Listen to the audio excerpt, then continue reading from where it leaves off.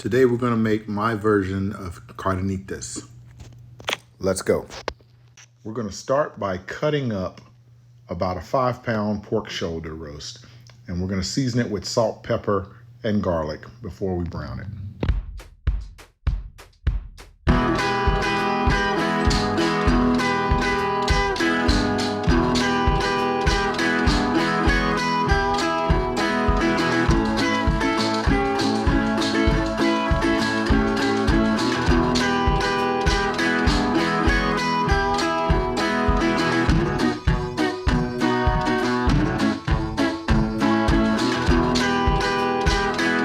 We're going to preheat an enameled Dutch oven on the stove top in order to brown each of these chunks.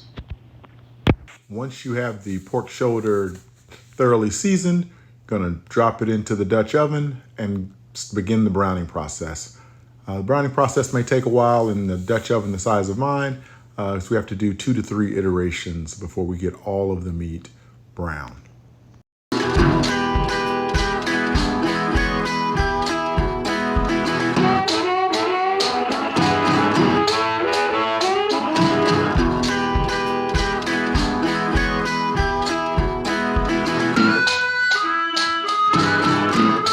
Once we get all of the meat browned, we're going to remove it from the Dutch oven, and then we're going to deglaze the bottom of the Dutch oven with just a little bit of broth. You can choose chicken or beef. I use what I had on hand, and that just happened to be beef broth.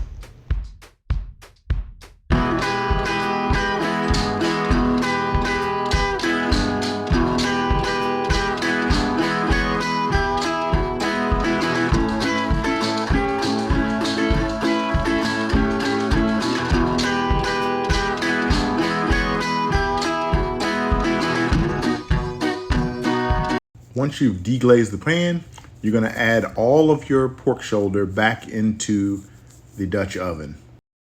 And now we're going to start building our flavor profile for our braising liquid.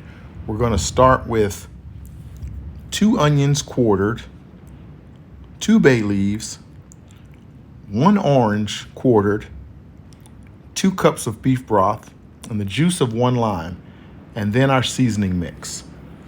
So our seasoning mix consists of 1.5 teaspoons of salt, 1 teaspoon of black pepper, 1 teaspoon of cumin, 1 teaspoon oregano, 1 teaspoon sazon, a 1/2 teaspoon red pepper flakes, and a 1/2 teaspoon of cayenne pepper.